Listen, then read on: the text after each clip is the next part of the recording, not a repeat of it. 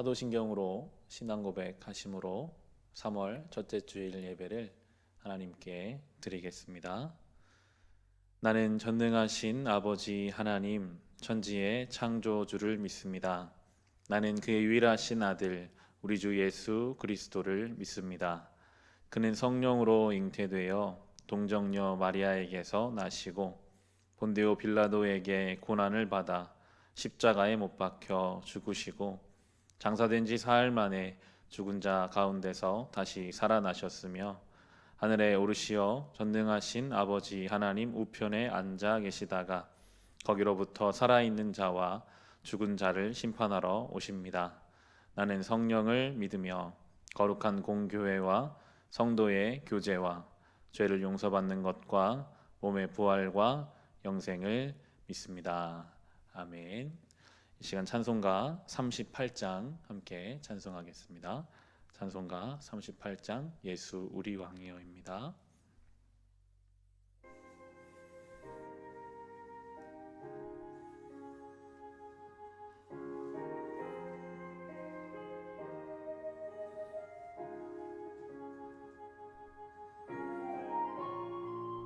함께 예배를 사모하는 마음으로 이 찬송의 고백을 주님께 올려드립시다.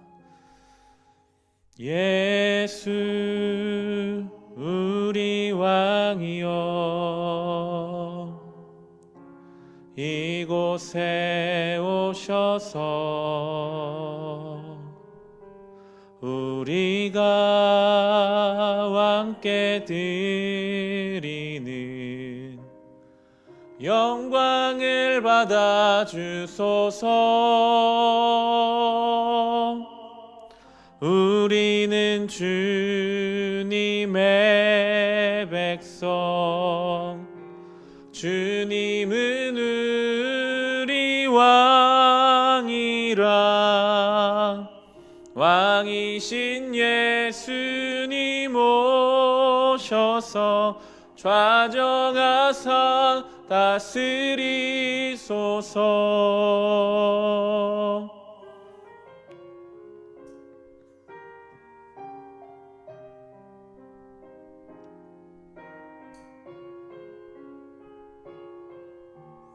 이 절 함께 찬송하겠습니다. 예수 우리 주시여 이곳에 오셔서 우리가 주께 드리는 찬양을 받아 주소서. 우리는 주님의 종들 주님은 우리 주시라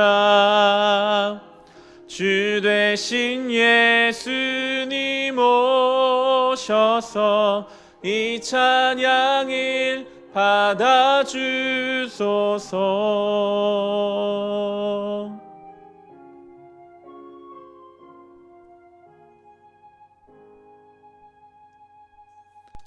기도하겠습니다. 여호와는 나의 목자시니 내게 부족함이 없으리로다. 그가 나를 푸른 풀밭에 누이시며 쉴 만한 물가로 인도하시는도다. 내 영혼을 소생시키시고 자기 이름을 위하여 의의 길로 인도하시는도다. 내가 사망의 음침한 골짜기로 다닐지라도 해를 두려워하지 않을 것은 주께서 나와 함께 하심이라. 주의 지팡이와 막대기가 나를 안위하시나이다.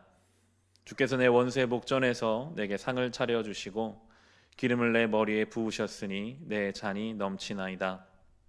내 평생의 선하심과 인자하심이 반드시 나를 따르리니 내가 여호와의 집에 영원히 살리로다. 우리의 선한 목자이신 하나님, 이 시간 주님의 인도하심을 구합니다. 우리나라를 비롯하여 전 세계가 코로나19 감염병으로 인해 고통과 두려움 가운데 있습니다. 이번 주일에는 많은 성도들과 교회가 함께 모이지 못하고 각자의 가정과 자리에 흩어져 예배를 드립니다. 이 가운데 성령께서 각 사람, 각 가정 위에 함께 하셔서 우리를 진리와 참된 평안으로 인도하여 주옵소서. 부활이고 생명이신 주님, 질병으로 인해 고통 중에 있는 이들, 그리고 그 가족들을 위로하시고 이를 위해 쉬지 못하고 수고하는 의료진과 수많은 이들에게 힘을 주시고 위로하여 주옵소서. 주님, 우리는 교회의 문이 잠기고 성도들이 모이지 못하는 시간을 보내고 있습니다. 이때 교회와 성도들의 신앙이 약해지고 흐릿해지는 것이 아니라 오히려 개인의 골방에서 주님 만나는 시간이 되며 모든 가정이 영적으로 깊이 연합하는 시간 되게 하여 주옵소서. 이 영상을 보며 예배드리는 모든 성도들이 말씀 가운데 주신 은혜를 깨닫게 하시고 주시는 은혜로 다시 맡겨진 3월 한 달을 살아가게 하옵소서. 예수님의 이름으로 기도드립니다. 아멘. 오늘 주신 말씀 함께 보겠습니다. 창세기 9장 18절부터 23절까지 말씀입니다. 창세기 9장 18절부터 23절까지 말씀, 우리 성경 구약 성경 9페이지에 있습니다. 창세기 9장 18절로 23절의 말씀, 우리 다 함께 같이 봉독하겠습니다. 함께 읽겠습니다. 방주에서 나온 노아의 아들은 셈과 함과 야벳이다. 함은 가나안의 조상이 되었다. 이 세 사람이 노아의 아들인데 이들에게서 인류가 나와서 온 땅 위에 퍼져 나갔다. 노아는 처음으로 밭을 가는 사람이 되어서 포도나무를 심었다. 한 번은 노아가 포도주를 마시고 취하여 자기 장막 안에서 아무것도 덮지 않고 벌거벗은 채로 누워 있었다. 가나안의 조상 함이 그만 자기 아버지의 벌거벗은 몸을 보았다. 그는 바깥으로 나가서 두 형들에게 알렸다. 셈과 야벳은 겉옷을 가지고 가서 둘이서 그것을 어깨에 걸치고 뒷걸음질 쳐 들어가서 아버지의 벌거벗은 몸을 덮어드렸다. 그들은 아버지의 벌거벗은 몸을 보지 않으려고 얼굴을 돌렸다. 아멘. 여러분, 한 주간을 어떻게 보내셨습니까? 정말 노아의 홍수 때와 같이 방주 안에서 아무것도 하지 못하고 때를 기다려야 하는 그러한 마음으로 이 한 주를 집 안에서 가족들과 함께 보냈던 것만 같습니다. 이러한 때에 정말 우리도 이 노아의 가족과 같이 영적인 공동체를 이루어서 하나님 앞에 하나님의 도우심과 인도하심을 구하며 이 한 주를 또 이 남은 날들을 보내기를 간절히 소망합니다. 그러면서 생각하게 되는 것이 예배를 드릴 수 있다는 것이 얼마나 감사한 일이었던지, 교회에 모여서 함께 하나님을 찬송하고 성도들의 교제를 할 수 있었다는 것이 얼마나 하나님의 은혜였던지를 다시 생각하게 됩니다. 일상의 소중함을, 그 일상을 주신 하나님께 감사하는 마음으로 우리가 살아가기를, 이렇게 온라인으로 예배드리는 것도 새롭고 특별하지만 빨리 이 어려움들이 잘 종식되어서 함께 모여서 얼굴을 보며 한마음으로 하나님을 예배할 수 있기를 간절히 기다립니다. 오늘 본문은 홍수가 맞춰지고 나서 수년이 지난 때로 생각이 됩니다. 포도를 심으면 바로 포도가 열리지 않고 보통 몇 해가 지나야 포도가 열리고요. 그리고 그 포도를 따서 포도주를 만들려면 또 시간이 걸리기 때문에 홍수 이후로 수년이 지난 후로 생각하는 본문입니다. 노아는 그 누구보다도 하나님을 강력하게 경험했던 사람이죠. 하나님이 살아계신 것과 그 하나님이 마음 먹으시면 모든 생명을 심판하신다는 것과 그리고 그 하나님 말씀에 순종했을 때 우리를 구원하신다는 것을 누구보다도 강력하게 경험한 사람이 노아입니다.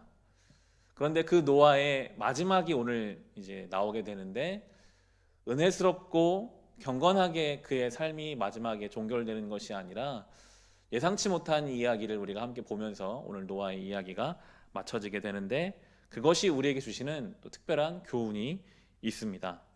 오늘 우리가 함께 읽은 본문에서 노아와 그 세 아들이 언급됩니다. 아주 영광스러운 이름이죠. 이제 그들을 통해 인류가 다시 시작돼야 하니까요. 그리고 노아가 한 일은 방주를 짓고 나서 예배를 드리고 나서, 그리고 노아가 한 일은 포도주를 만들어서 만취하는 일이었습니다. 너무 어울리지 않잖아요.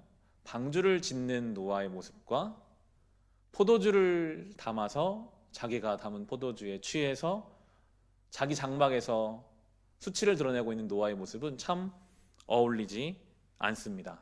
20절과 21절은 노아를 이렇게 설명합니다. 노아는 처음으로 밭을 가는 사람이 되어서 포도나무를 심었다.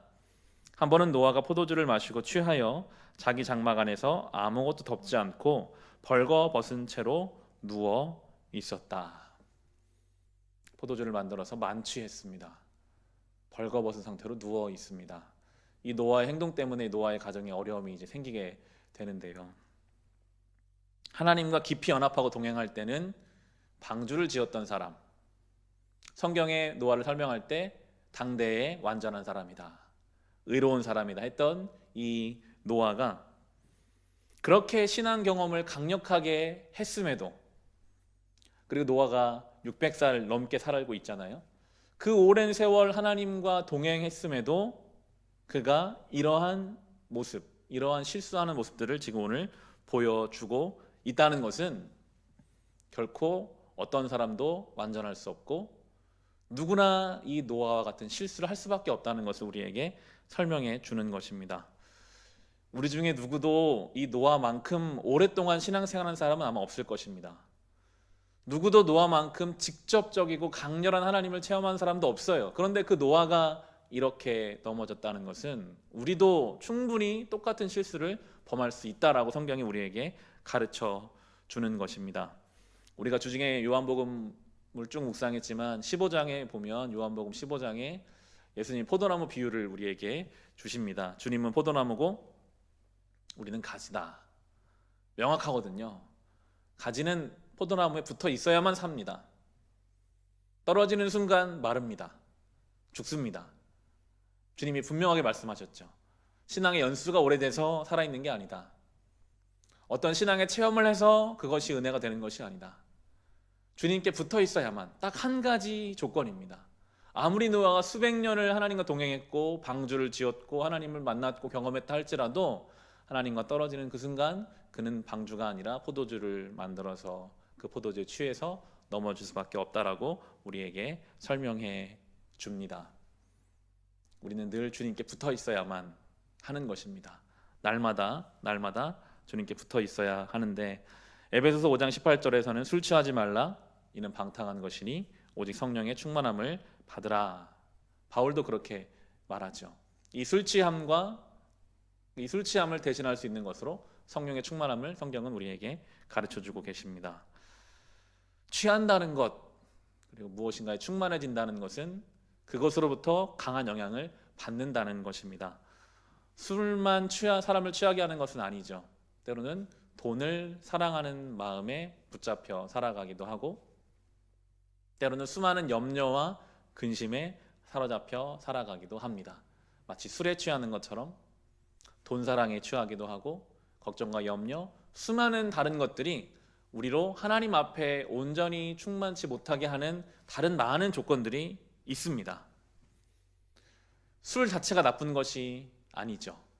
돈 자체가 나쁜 것도 아니고요. 미래를 계획하고 염려하는 것 자체가 나쁜 것은 아닙니다. 그러나 그 술에 취해버렸을 때, 돈 사랑이 모든 것이 되어버렸을 때, 그 걱정과 염려가 우리를 완전히 붙들어 메었을 때는 주님으로 충만하지 못하고 마치 포도나무에 떨어져 나오는 가지처럼 말라버리게 되는 것입니다. 거기서부터 많은 시험거리가 시작되기 때문에 우리는 늘 우리를 돌아봐야 합니다. 나는 오늘 주님 앞에 온전히 붙어 있는가? 무엇에 취해 사는가? 무엇에 영향을 받고 사는가? 술 취하지 말라, 성령의 충만함을 입으라 하는 이 성경 말씀을 우리가 적용해 봐야 하겠습니다. 저는 그런 질문을 던지게 되더라고요. 노아는 왜 술에 취했을까? 왜 그는 포도를 심고 소출해서 포도주를 만들어서 술에 취했을까? 성경은 전혀 설명하고 있지 않지만 저는 노아가 감당해야 할 수많은 책임감과 외로움과 많은 상처와 아픔들을 술로 달래려고 하진 않았을까라는 생각을 해보게 되더라고요. 노아는 그 홍수 때에 수많은 죽음을 봤습니다. 만났던 이웃이 죽는 것을 그는 들었을 것이고 수많은 생명이 방주 밖에서 죽어가며 신음하는 소리를 들었다면 아마 많은 밤들 노아는 악몽을 꾸었을지도 모르겠습니다. 그것이 하나의 깊은 트라우마와 상처가 돼서 그의 마음에 씻을 수 없는 아픔이 생기는 그 사건을 그는 경험했고, 노아는 늘 외로웠을 것 같아요. 자기랑 가장 가까운 나이 차이, 500살 넘게 나이 차이 나는 아들들밖에 없으니까요. 누구와 대화하거나 이야기하기가 어렵고, 무엇보다 무거운 책임감. 내가 이제 하나님 뜻을 받들어서 인류를 이끌어가야 한다. 흔들리지 않아야 한다. 자녀들을 양육하고 이 생물들을 잘 보존해야 한다는 그 책임감 속에서, 상처와 외로움과 책임감 속에서 도망가고 싶은 그 마음을 술로 도망가서 취해 쓰러져 있지는 않았을까. 우리의 모습이 여기에 많이 닮아 있습니다. 때로 우리도 도망가고 싶을 때가 있습니다. 여러 가지 상처와 아픔으로부터, 책임감으로부터, 외로움으로부터, 술이 아니라도 다른 어떤 것으로. 여러분, 하나님이 아니면요, 다른 모든 것은 다 도망가는 수단이 될 뿐입니다.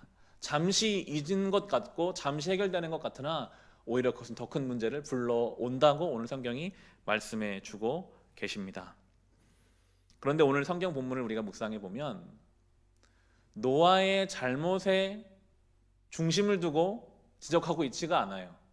성경의 관심은 그러한 노아를 향한 아들들의 반응이 어떠했는가에 대해 좀 더 관심을 두고 있습니다.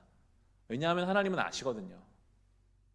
노아처럼, 그리고 우리 모든 인간은 다 외로움과 상처와 책임감 속에 도망가고 싶고 흔들릴 수밖에 없다는 것을 너무나 잘 아시기 때문에, 물론 그 노아가 잘했다는 것은 아닙니다. 그 잘못으로 가정에 여러 가지 일들이 일어나겠지만 잘못 자체, 실수 자체는 하나님이 다시 은혜로 회복해 줄 수 있는데, 성경이 우리 가르치기 원하시는 바는 그러한 노아를 어떻게 대할 것인가, 그것에 우리가 오늘 말씀의 메시지에 중심을 두고 살펴보고자 합니다.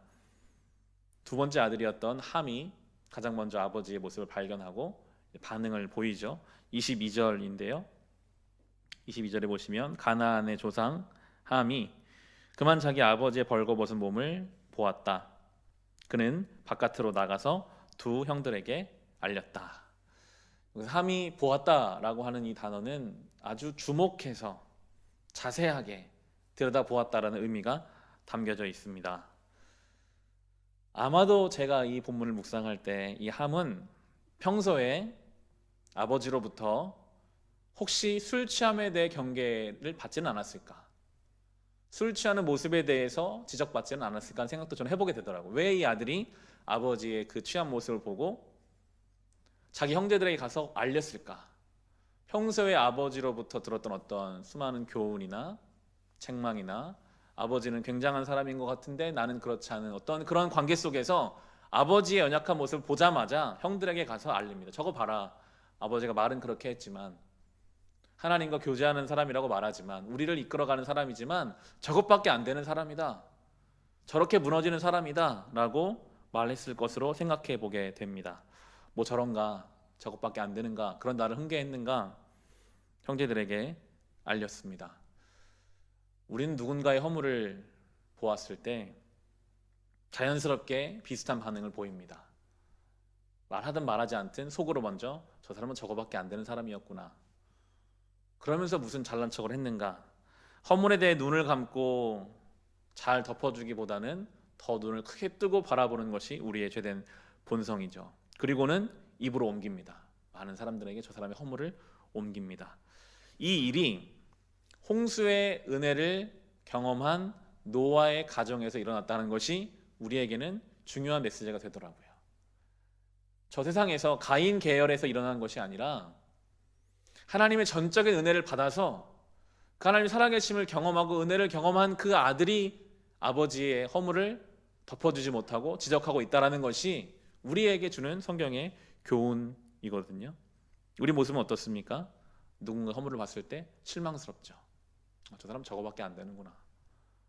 수없이 마음으로 지적하고 들춰내기도 합니다. 이런 일들은 세상에서도 정말 많이 일어납니다. 지금 이 시대 속에서 계속해서 정죄와 비난과 증오와 혐오가 여러 가지 이유들로 일어나고 있습니다. 한 가지만 붙잡으면 그걸 가지고 끊임없이 공격하고 비난하는 시대. 그런데 우리는 이미 경험했습니다. 비난과 정죄로는 아무것도 해결되지 않고 달라지지 않습니다. 더 차가워지고 더 무뎌져 갈 뿐입니다. 세상은 그럴 수 있다고 볼 수 있겠지만 세상만 그렇습니까? 교회 안에도 이러한 일들은 너무나 많이 일어납니다. 은혜를 받았다고 하는 성도들의 입에서 거침없이 다른 사람의 허물을 지적하고 비난하고 정죄합니다. 말투, 다른 교우의 행동, 심지어 옷 입은 옷 매무새까지 그 사람들이 왜 그렇게 행동했는가? 이 아들이 아버지가 왜 저렇게 술 취할 수밖에 없었는가? 얼마나 그 어깨가 무거웠는가? 얼마나 그 상처 깊었는가에 대한 이해는 없어요. 그냥 그 모습에 대한 지적과 비판과 그걸 통해 나는 안 그러니까 나는 좀 더 괜찮다라고 생각하는 여러 가지 마음들이 지금 이 시대 우리 교회 안에서도 일어나고 있고, 그리고 무엇보다 가정 안에서, 오늘 이 일은 노아의 가정 안에서 일어났죠. 가정 안에서 이런 일들이 수없이 일어날 수 있습니다. 특별히 요즘은 더 집에 많이 모여 있잖아요. 가까이 살면 살수록 보여요. 그 사람이 했던 말과 다른 행동을 보기도 하고 그 사람의 허점이 보여집니다. 그럼 우리는 나 스스로 정죄하고 비판하거나 누군가에게 말하거나 그렇게 이 상처를 깊어 키워가는 경우들이 있습니다. 한번 상처받은 일을 잘 극복하고 넘어가면 참 좋을 텐데, 한 번 받은 상처는 오랜 시간 동안 잊지 못하고 계속 끌고 갑니다. 그때 내가 그 아픔을 겪었다. 내가 10년 전, 20년 전 그때 내 부모로부터, 내 시어머니, 내 누구로부터 이런 일을 겪었다. 평생 그것을 가지고 옮기고 또 옮기면서 살아가기도 하는 우리의 모습입니다. 그것은 죄의 본성이라고 오늘 우리에게 말씀해주고 있는 것이죠. 그런데 참 감사한 것은 모든 아들이 다 그렇게 반응했다는 것은 아니라는 것입니다. 남은 두 아들은 전혀 다른 모습을 오늘 보여줍니다. 23절 말씀에 보시면 셈과 야벳은 겉옷을 가지고 가서 둘이서 그것을 어깨에 걸치고 뒷걸음질 쳐 들어가서 아버지의 벌거벗은 몸을 덮어드렸다. 그들은 아버지의 벌거벗은 몸을 보지 않으려고 얼굴을 돌렸다. 그 이야기를 전해 들은 두 아들은 아버지의 허물을 보지 않으려고, 두 번 반복되거든요. 그 허물을 보지 않으려고 뒷걸음질 쳐서 앞으로 걷는 것과는 다른 노력과 수고스러움이 필요합니다. 그렇게 가서 그 아버지의 허물을 덮어줍니다. 3명의 아들 중에 그래도 2명의 아들이 이렇게 아버지의 허물을 최대한 보지 않으며 뒷걸음질 쳐서 덮어주려고 했다라는 것은 노아가 평소에 하나님 앞에 건강한 가정을 이루었다는 것을 저는 볼 수 있다고 생각이 들어요. 3 아들 중에 그래도 2 아들은 그렇게 아버지의 그 연약함을 정죄하거나 비판하는 것이 아니라 뒷걸음질로 가서 덮어줄 수 있는 그러한 믿음의 모습, 이것이 성도의 역할이고요. 이것이 건강한 가정의 모습입니다. 베드로전서 4장 8절에 보면 무엇보다도 뜨겁게 서로 사랑할지니 사랑은 허다한 죄를 덮느니라 우리에게 말씀합니다. 베드로가 성령의 감동 안에서 적었죠. 무엇보다도 사랑한다면 덮어줘야 한다. 사랑은, 베드로가 예수를 통해 경험한 그 사랑은, 그 뜨거운 사랑은 덮어주는 사랑이었기 때문입니다. 주중에 우리가 요한복음 묵상하고 있는데요, 요즘 우리가 묵상하는 요한복음 그 내용은 이제 잠시 뒤면 예수님을 배신하고 도망갈 제자들을 향한 예수님 말씀들이 계속 나와요. 자기를 버리고 도망할 베드로와 제자들을 향한 예수님 마음은 절절하고 뜨겁습니다. 이미 덮어주고 계세요. 요한복음 14장 18절에 보면 내가 너희를 고아와 같이 버려두지 아니하고 너희에게 오리라 약속하셨어요. 너희는 나를 버리겠지만 나는 너희를 고아와 같이 버려두지 않고 너에게 올 것이다. 베드로가 그 모든 과정을 경험하고 나서 나중에 베드로 전후서를 적으면서 성령의 감동 안에 쓰는 거죠. 무엇보다도 예수 믿는 성도라면 다른 것 잘난 척하지 말고 무엇보다도 서로 사랑하는데 덮어주는 사랑을 해라. 주님은 우리를 그렇게 덮어주셨다. 그거 안 되면 정말 예수를 모르는 것과 마찬가지다라는 마음으로 베드로는 그렇게 우리에게 사랑을 전해주고 있습니다. 노아가 술 취하고 나서 일어나서 이 모든 상황을 전해 듣습니다. 그리고 나서 하는 이야기가 참 우리로서는 일반적이지 않은데요. 자기를 전했던 그 함에게는 저주를, 자기를 덮어주었던 나머지 아들 축복을 하거든요. 24절부터 27절 말씀 보시면 노아는 술에서 깨어난 뒤에 작은 아들이 자기에게 한 일을 알고서 이렇게 말하였다. 가나안은 저주를 받을 것이다. 가장 천한 종이 되어서 저 형제들을 섬길 것이다. 그는 또 말하였다. 셈의 주 하나님은 찬양 받으실 분이다. 셈은 가나안을 종으로 부릴 것이다. 하나님이 야벳을 크게 일으키셔서 셈의 장막에서 살게 하시고 가나안은 종으로 삼아서 셈을 섬기게 하실 것이다. 아버지의 허물을 좀 들춰냈다고 해서 자기 아들을 저주하고 그리고 나머지 아들을 축복하는 이 일이 우리에게는 너무 심한 것은 아닌가라는 생각이 들만한 그런 일인데, 그리고 나서 이 노아의 생애는 언급되지 않고 노아가 죽었다라고 이제 결론이 나는데요. 이것은 노아가 단순히 분노에 차서 그 아들을 저주했다라고 보기보다는 성경이 노아의 입을 통해서 어떻게 저주 가운데 살아가는 인생이 될 수도 있고 어떻게 하나님 복을 누리며 살아갈 수 될 수 있는지를 우리에게 가르쳐주고 있는 것입니다. 하나님은 인간을 창조하시고 나서 가장 먼저 이미 복을 주셨거든요. 인간은 하나님 복 가운데 사는 존재로 그렇게 지음받았어요. 창세기 1장 27절 28절에 보시면 하나님이 자기 형상 곧 하나님의 형상대로 사람을 창조하시되 남자와 여자를 창조하시고 하나님이 그들에게 복을 주시며, 창조하시고 나서 가장 먼저 하나님 주신 것이 복이었습니다. 하나님은요, 우리를 저주하시는 분이 아니라 복을 주시는 분이십니다. 저주는 그 하나님 복을 스스로 단절시키고 그 하나님 복에서 떠나가는 것이 저주인 것이죠. 오늘 성경이 그것을 우리에게 가르쳐 줍니다. 왜 이 둘째 아들이 저주를 받았는가? 하나님께로 저주를 받은 것이 아니라 내 아버지의 그 허물과 잘못을 내 입술로 옮기고 지적하고 비판함으로 이 하나님 방식이 아니거든요. 하나님의 복을 스스로 떠나고 하나님께서 오는 복을 다 단절시키고 그러므로 스스로 저주된 인생이 되어갈 수밖에 없음을 성경이 우리에게 가르쳐 주고 있습니다. 반대로 나머지 두 아들처럼 내 아버지의 그 아픔을, 내 아버지의 그 허물을 최대한 내가 보지 않으려고 하며 뒷걸음질 쳐 들어가 그를 덮어줄 때 그것이 바로 하나님 안에서 복을 누리며 살아가는 인생이 될 수 있음을 또한 우리에게 가르쳐주고 있는 것입니다. 무조건 덮어주라는 얘기는 당연히 아니겠죠.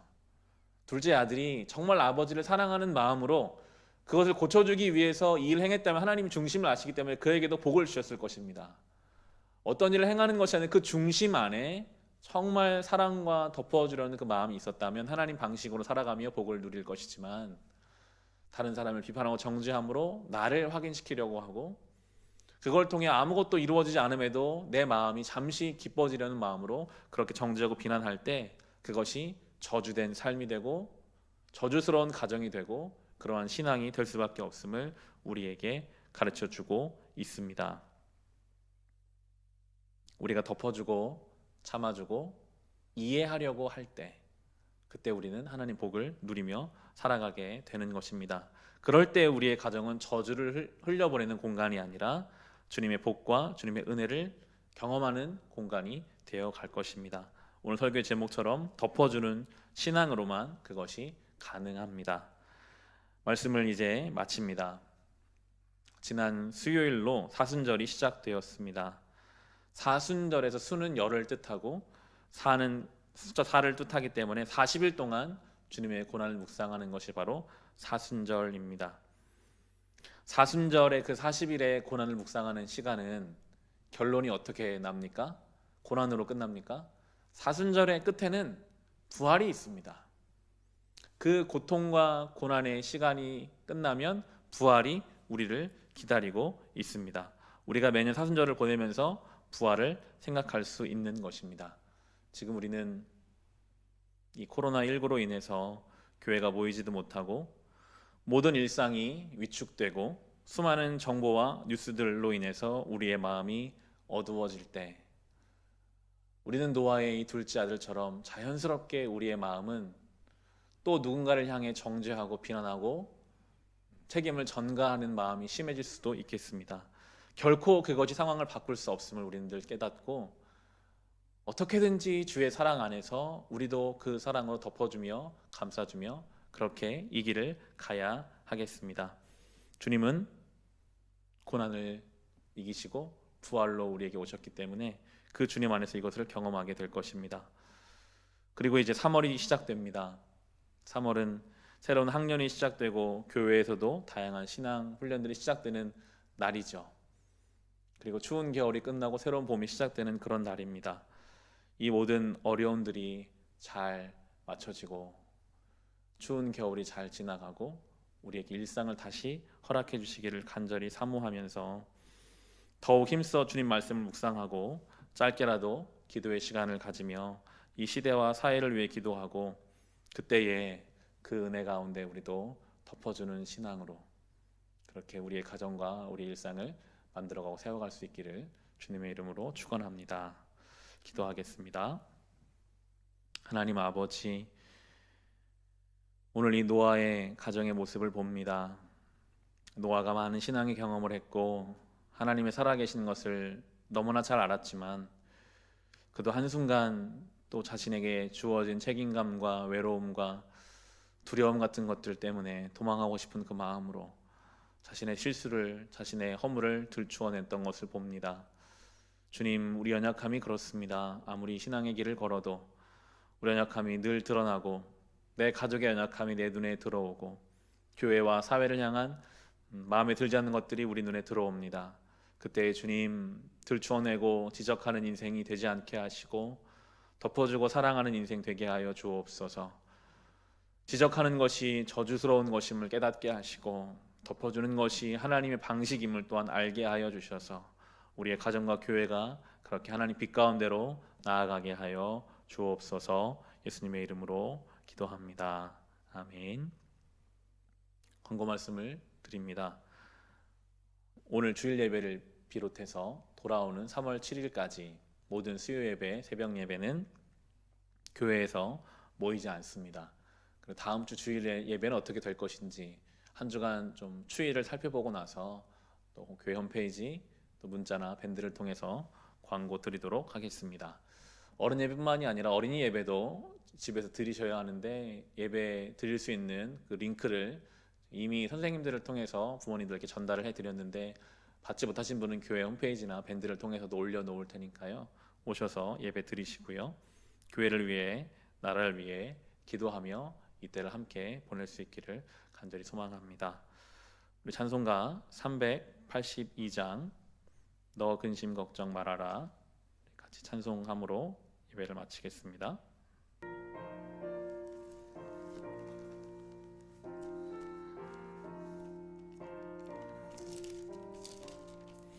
너 근심 걱정 말아라 주 너를 지키리 주 날개 밑에 거하라 주 너를 지키리 주 너를 지키리 아무 때나 어디서나 주 너를 지키리 늘 지켜주시리리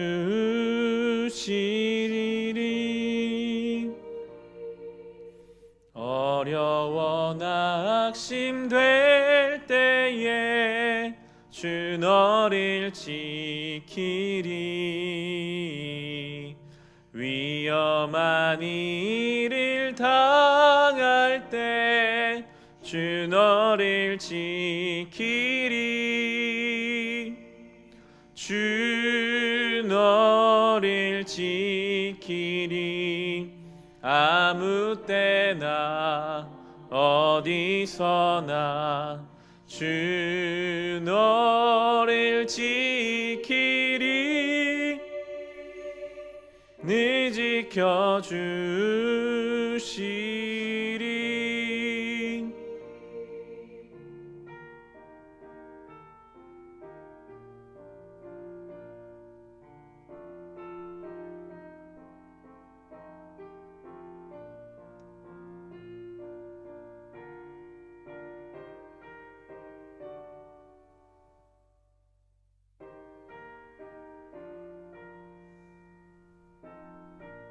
삼 절입니다. 너 쓸 것 미리 아시고 주 너를 지키리. 구하는 것을 주시며 주 너를 지키리. 주 너를 지키리. 아무 때나 어디서나 주 너를 지키리. 늘 지켜주시리.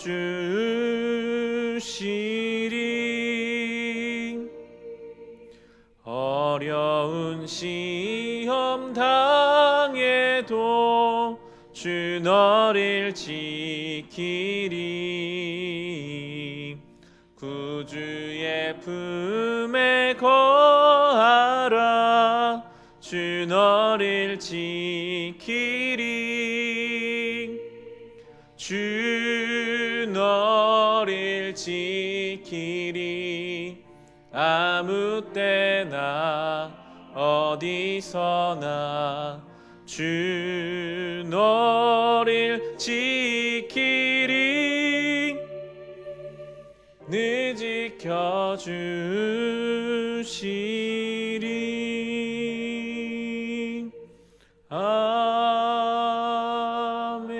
아멘. 하나님 아버지, 주의 은혜로 새로운 한 달을 시작하게 하셔서 감사합니다. 우리 생각과는 너무나 다른 3월 달을 보내고 있지만 이 모든 것을 합력하여 선을 이루시는 하나님 믿고 맡겨진 삶의 자리를 지켜가게 하여 주시옵소서. 오늘 주님 앞에 예배드리며 귀한 예물 구별하여 주님 앞에 올려드립니다. 주님, 이 드려진 예물을 기뻐 받아주시며 주님 원하시는 곳에 온전히 사용하셔서 동역하는 선교지 위에 구제하는 기관과 아이들에게 은혜로 덧입혀 주시옵소서.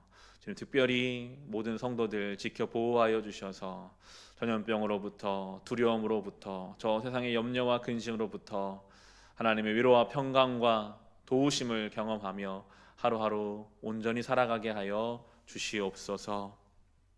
지금은 우리 주 예수 그리스도의 은혜와 하나님 우리 아버지의 크신 사랑하심과 성령님의 우리와 동행하심이 여기 모인 우리 모두 위에, 우리의 가정 위에, 우리의 교회 위에, 이 나라 이 민족 가운데 함께하여 주시기를 간절히 축원하옵나이다. 아멘.